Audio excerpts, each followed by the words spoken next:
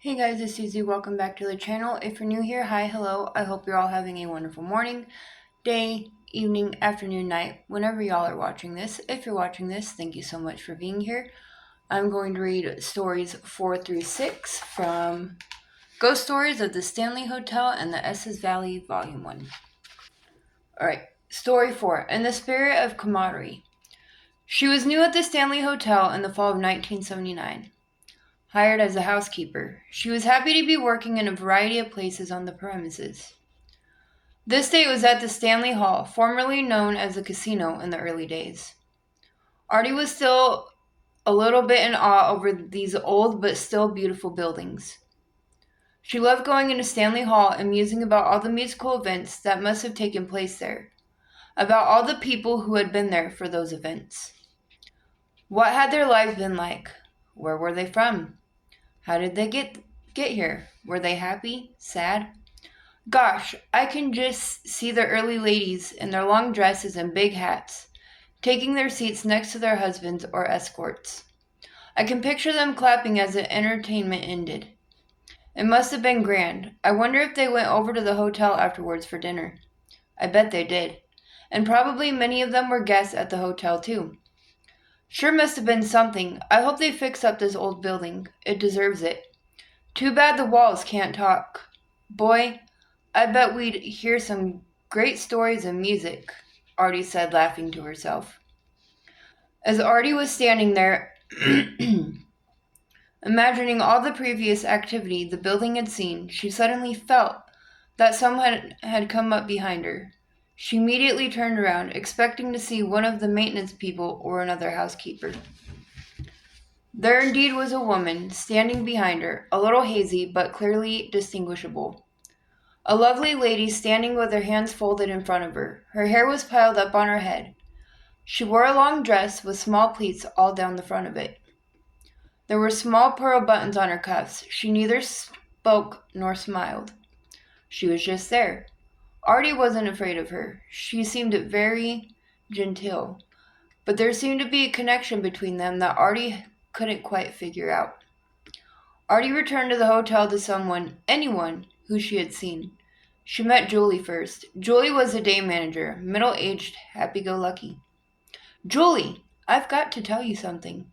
Sure, Artie, you look like you've seen a ghost. Oops. Guess I shouldn't say that around here, should I? No, you really shouldn't, because I think I did see a ghost. Really? Where? Julie asked. In Stanley Hall, the old casino. Artie began to retell the incident, getting more and more excited as she went along. Oh, said Julie. She's not new. Lots of people have seen her. I guess she's kind of overseeing things, making sure we do things right. Julie laughed. What do you mean? Artie asked. Who is she? Sounds like you met up with Flora Stanley, F.O. Stanley's wife. She was truly a talented woman, Julie said. Say, didn't you tell me that you play the piano and write music and poetry? Yes, I sure do, but what does that have to do with my seeing Mrs. Stanley? Flora played piano and wrote music and poetry. I'll bet you two are kindred spirits, Julie said. Kindred spirits? Boy, wait till my kids hear that. Wow. Never thought I'd consider myself tied to a ghost. That's really something, Artie chuckled. She walked back to the Stanley Hall. I wonder. Story 5. And then she was gone. It had been a bad storm, as storms can be in the Rockies, lasting for several days and leaving in its path almost 2 feet of snow. The wind howled, drifting the snow and making roads nearly impassable. The isolation caused by this type of weather brought Hank to a full case of cabin fever. I've got to get out of here, he said to the walls. I need to talk to people. The phone had been out for days. Checking outside, he decided that he could snowshoe out to the main road and maybe catch a ride with anyone, into Estes Park. It was only 10 miles or so, and maybe someone with four-wheel drive would be out. He dressed for the conditions and put on his snowshoes. Just as he got to the main county road, he saw a truck coming his way. Boy, what a piece of luck. I was hoping someone would be out. Thanks for giving me a lift. Sure thing, said the stranger. Where are you heading? Estes Park. Could you drop me at the Stanley Hotel? You bet. No problem. Do you work there? The stranger asked. No, I just thought I'd stay a day or two and get with some people. I've been stranded out here. No phone or nothing. So I thought a little in-town stay would clear my head and... I know what you mean. Well, hang on, and I'll get you there. Driving was treacherous. The truck skidded several times and once wound up in a 4-foot drift. Hank had to get out and push. It was an old truck and didn't have four-wheel drive. He was happy to see the Stanley off in the distance as dusk fell. Thanks, mister. I never did get your name, Hank said, offering his handshake. It doesn't matter. I don't live around here anyway. Glad I could help you out. Enjoy your stay. I will, thanks. The stranger drove off, and Hank headed inside to the warmth of the 2 fireplaces in the lobby. Once registered and settled into his room, he decided he was hungry. He chose the Dunraven Grill. It had always been a favorite spot for him. A waiter took his order, and as he sat waiting for it, he noticed a lady sitting at a table near the far wall. She was elderly and held an old-style stenographer's notebook in her hand. She sat there for a while, not eating or drinking. Then she would put her ear to the wall and listen. After a moment or two, she'd laugh to herself, something like a giggle, and then write something in her notebook. Wonder what she's all about, Hank thought to himself. He assumed that she too was waiting for her order, or else just waiting for a friend. The listening at the wall he couldn't figure. He continued to watch her until his dinner came, and then his attention focused on the prime rib in front of him.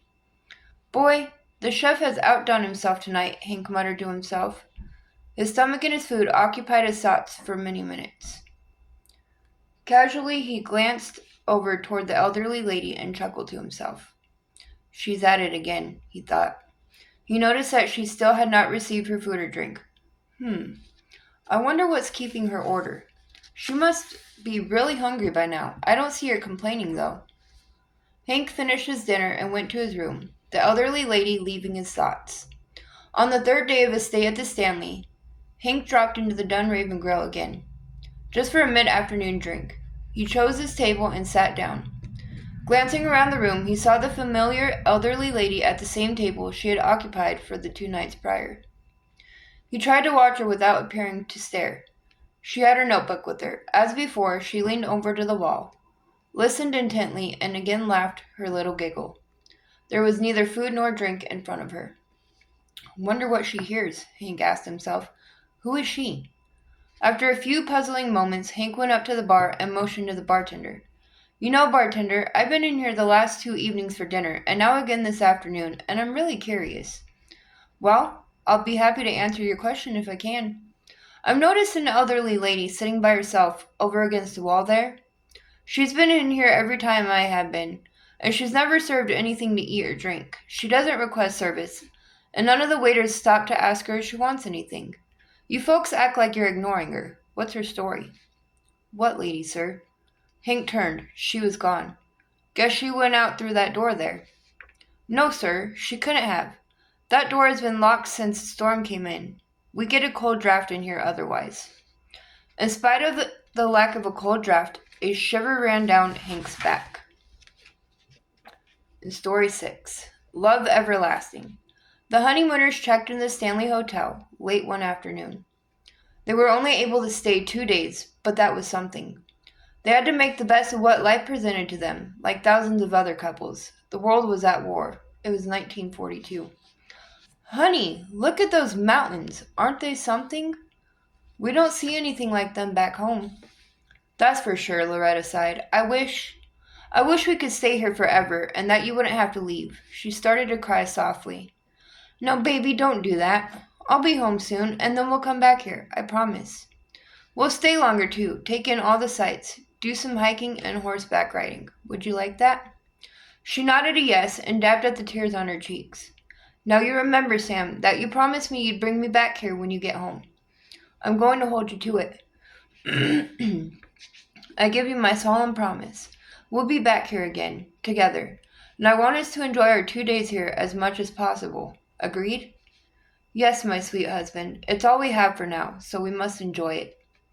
The honeymooners held hands and walked around the grounds of the hotel, making plans and dreaming dreams as most young married couples do. They were able to forget about the war, for 2 days anyway. Then Sam went off and never returned. He was killed when his plane was shot down over Germany. Loretta was middle-aged by the time she got back to the Stanley Hotel. Life had held many ups and downs for her: a second marriage, 3 children, the death of her second husband, to name a few. But she had never forgotten her Sam and their promise to be together again at the Stanley. Thus, on a warm summer day, Loretta appeared at the front desk of the hotel. She registered in for a week, thrilled to be back, where she and Sam had spent 2 heavenly days that she would never forget. Sorry, guys. Loretta spent much of her time walking around the grounds and the halls. One day, a housekeeper saw her talking to someone outside a room. The housekeeper assumed there was someone in the room and that Loretta was talking through the door. Perhaps the room occupant wasn't quite presentable for company. The next day, the same housekeeper saw Loretta walking down a hall, having what appeared to be a conversation with someone next to her. There was no one. Then Loretta left. 2 months after the housekeeper saw Loretta again, she decided to speak to her. "Hello, I'm a housekeeper here, and if there's anything I can do for you, please let me know." "Oh, thank you, my dear. I hope I'm not a nuisance walking around in the halls and in the lobby. I so love it here." "No, of course not. What room are you in?" "Oh, I'm not registered in. I'm living in town. I bought a small house over on the hill." "Well, then you are a local," the housekeeper said. "Do you visit the Stanley often?" "That's a long story from many years ago. My loved one is here, you see." "Oh, where at? In town?" the housekeeper said, misunderstanding Loretta's words. "No, here at the Stanley." "How wonderful for you! But I've never seen you with anyone. I've seen you walking around when you were here before, and even now. But you're always alone." "My dear, I'm never alone. I have Sam with me." At this point, the housekeeper began to wonder. "I guess I don't understand." "Sam is my first husband. We honeymooned here before he went off to the war. He was killed, never found. He had promised to bring me back here when he got home. In a roundabout way, he is keeping his promise." She turned to one side and said, "Oh, yes, dear, let's do that." "Oh, thank you, dear, they're beautiful." Then she turned back to the housekeeper and said, "I must go now, dear. Sam and I are going for a walk. See you later." The housekeeper smiled indulgently. Must be her imagination, yet where did she get the flowers she was carrying? She didn't have them when I first stopped to talk with her. I guess Sam brought them for her. And that, my friends, is stories 4 through 6. If you enjoyed it, please give it a thumbs up. Please share it with somebody if you know that they will enjoy this type of reading. But with that being said, I hope you all have a great rest of your morning, day, afternoon, evening, night, whenever y'all are watching this. If you're watching this, thank you so much again for being here. And I will see you guys again soon with another video. Bye, guys.